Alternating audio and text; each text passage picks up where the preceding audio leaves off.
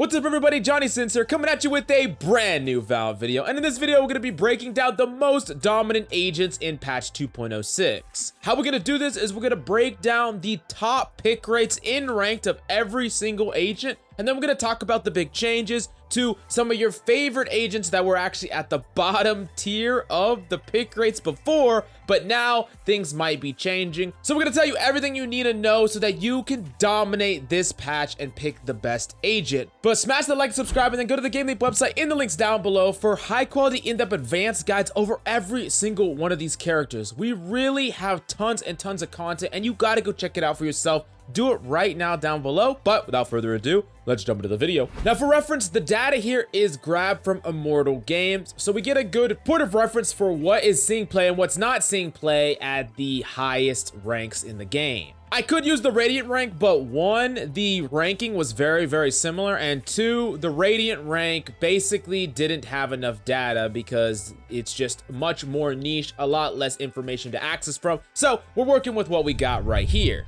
Now, basically, the undisputed solo carry champion of ranked right now in the duelist category is none other than Jett. Jett has a phenomenally high pick rate, a very high first blood rate, and she is being picked an extremely high amount by high and low ranked players alike. Now, that being said, those Bucky changes are actually pretty important for the character of Jett because I personally think she was one of the characters that could abuse the Bucky the most, even if a lot of different characters could abuse the Bucky. And of course, she could still use other options like stingers and things like that. But sometimes a Jett with a Bucky on defense could just get like a 3K and it was completely ridiculous. But still, Jett is very good. And if you're good on Jett, she's one of the best characters that you could be picking this patch. That being said, there are other duelist options, and let's break those down here. In order for most to least picked duelist, we have Reyna, Raze, and Phoenix. And then way down the line, actually at the bottom, we have Yoru, but I'm gonna mention Yoru in a second after I get through the other duelists. Now, Reyna is the third most picked character in the entire game, and she's extremely good in ranked. She's a solo carry god, and all of you already know that. When you're talking about the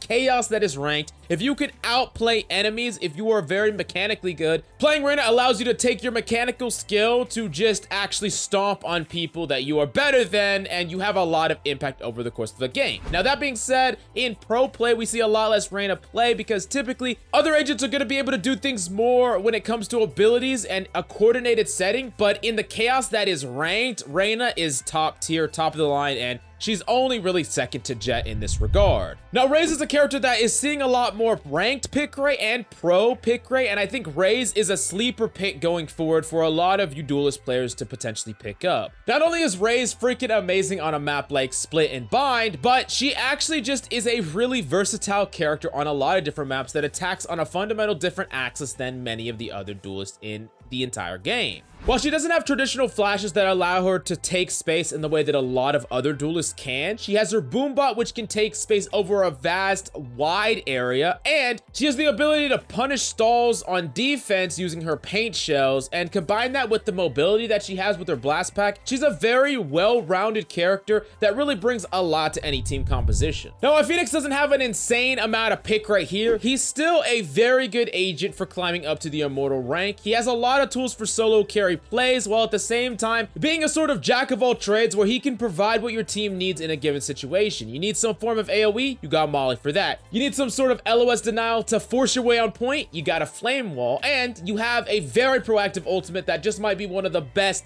ultimates in the entire game for ranked play. And if Sentinel Sage has showed us anything, it's that in the hands of the right person, Phoenix can be an absolute powerhouse. So don't sleep on him just because he has a lower than average pick rate. Now, that being said, we got to talk about the elephant in the room, which is Yoru, which had a 0.2% pick rate in freaking Immortal. That is the lowest pick rate out of anything, even Viper, even Sky, and I think that's about to change, but not as much as you may think. You see, now his teleport is on cooldown, 35 seconds, instead of getting 2 kills to get it back, which I think is undoubtedly better for the get in, lurk up, get a kill, and get out playstyle. And on top of that, Yoru's flashes got buffed by a pretty large margin. I'm still not positive that this will make Yoru top tier. However, I do think that he's going to be much better than he was before. He's probably going to take the same area of space in ranked that Phoenix has, maybe slightly worse, where he's a lot better tuned and he's a lot more powerful appropriately, but he's not a top tier agent able to compete with agents like Jet, agents like Reyna and Raze in the impact that those agents have. Because if you look on paper how powerful a character like Phoenix is, and we see his pick rate relative is only 2.8%, I actually expect Yoru to pick up some of that. He's not going to take that much pick rate away from these other duelists though, in my personal opinion, but we're going to have to wait and see how things progress. That being said, I really do think that we need some changes to the walk bait aspect of Yoru. I really would rather have an ability for him to silence his footsteps or something like that, because I still think that Yoru's footsteps are underpowered and useless in many different situations, and it's kind of holding the agent back, even if he's quite a bit better than he used to be. But better from the bottom tier doesn't make him top tier. Then we go to the next role that we got to talk about. We got to talk about the Sentinel. Sage makes a surprising appearance, actually second most picked agent in the entire game, having a 7.5% pick rate in Immortal. Sage not only has a high pick rate, but a high win rate as well, and I think a lot of people have been sleeping on the impact of Sage. She's a character that has a very powerful ultimate in Resurrect, gives a little bit of sustain to her allies without needing the coordination that something like Skye needs. Sage can play very individualistically. She can be a duelist, she can lurk, she has many different options. Good at stalling, good at making plays, and she's just a net positive for any team overall. I think that Sage is one of those characters that if you're looking for a Sentinel that you can really carry on, Sage might be that one that goes outside of the box from the traditional Killjoy Cypher that actually sometimes penalize you for being too aggressive and different things like that. But Sage gets a lot more freedom in that area, and I do think that she has more potential, a higher ceiling to carry games,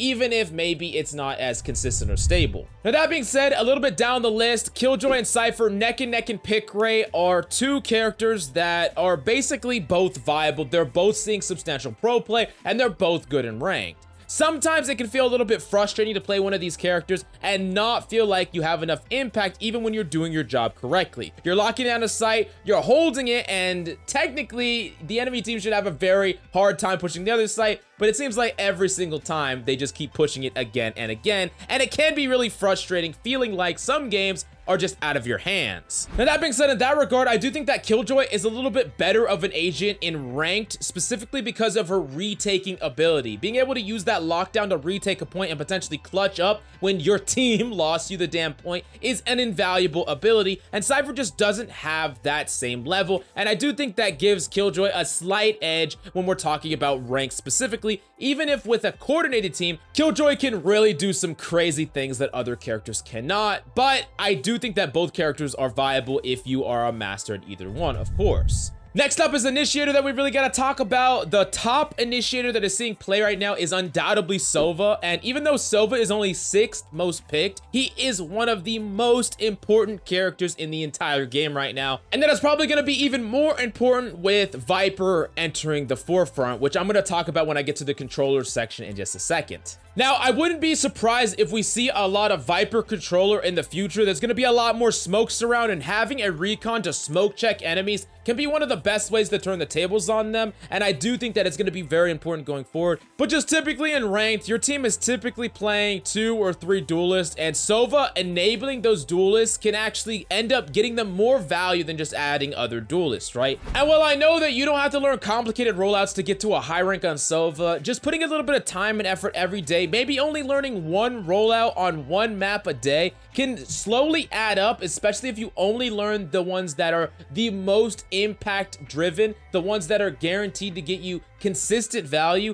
That's the way that you really develop yourself as a really good Silva player. And of course, probably duo queuing is what I would suggest the most on Silva, especially if you're duo queuing with a duelist. Now for the next, or the last 2 initiators, we gotta talk about Breach and Skye. Characters that see a lot more pro play than they do ranked play, but even in NA, they really don't see that much play, period. Now that being said, some regions like Korea really have their entire strategy revolving around some form of flash initiation, typically centered around Breach or Skye, but that level of consistent communication and execution is something that is actually impossible for even some pro teams, much less a random ranked lobby, if I'm being honest. And while yes, maybe you could set this up with a duo partner, honestly, it's going to be very hard, in my personal opinion, to get consistent value out of Breach or Skye without some form of communication or combo, and it might be generally hard. So these are not the characters that I would suggest you learn and grind if your goal is to actually climb the ladder.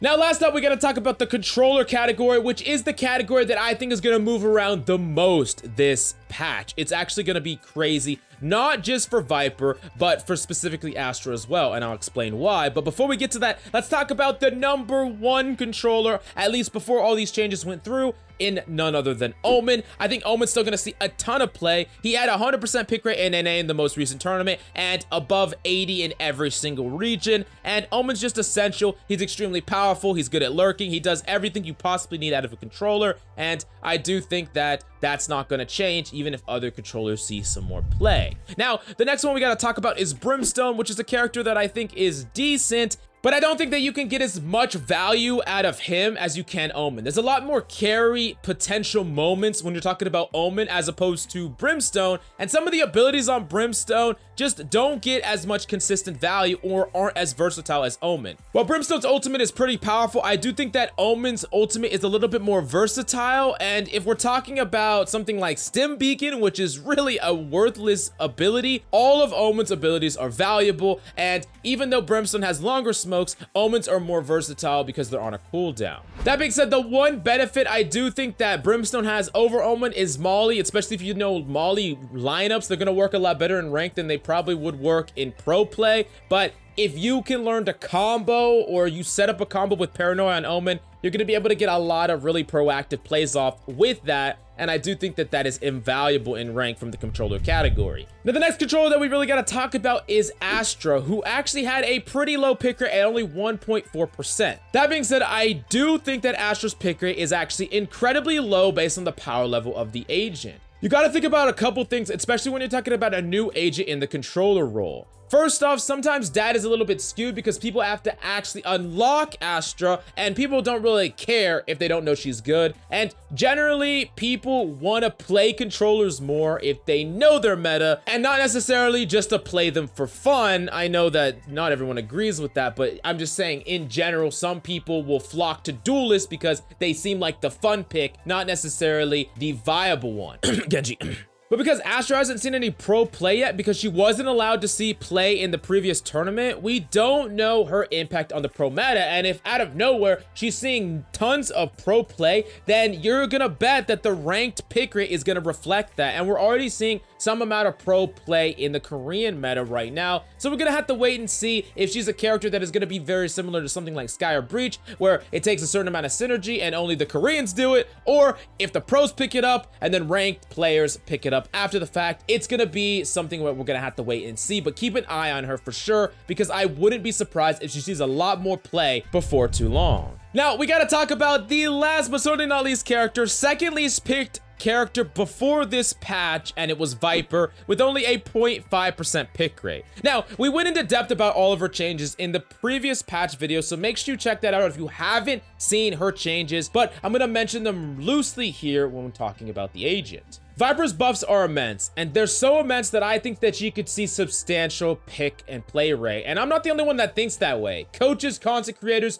many people agree that Viper's buffs are freaking phenomenal. But here's the thing about Viper's buffs. They don't put Viper in a place where she competes with characters like Omen and Brimstone. Viper's buffs put a lot of power level in her abilities similar to that of a Sentinel, and I actually think that the true character that she's going to replace is either a duelist or a Sentinel in any given team composition. I could easily see 100 of Thieves 1 duelist composition centering around a Viper actually being viable, and of course you would still play an Omen in that composition. And Viper's going to allow you to create tons of lurk and retake strategies that are going to be freaking strong as hell, and on top of that, she's going to be a nice nightmare to push through as an attacker when the enemy has a Viper on defense. Now, I do think that Viper's pick rate is going to skyrocket. She's definitely going to be seeing a lot more pick rate, taking some of the pick rate spots from both duelists and sentinels alike. So if you don't plan to pick up Viper yourself, you got to make sure that you think about her abilities, realize that touching that damn toxic at all is gonna hit you with an insta 50, and it's gonna be something that you're gonna have to actively be thinking about and playing around, because if you don't, you're gonna get absolutely rolled by this passive. But speaking of passive, I need you to passively smash that like and subscribe, and go to the GameLeap website in the links down below for high quality, in-depth advanced guides, tips and tricks, map guides, agent courses. We got it all on the GameLeap website, and you gotta go check it out right now in the links down below. But thanks so much for coming by. I really hope you enjoyed the video. I freaking love your faces. Send few pics, and I'll see you tomorrow.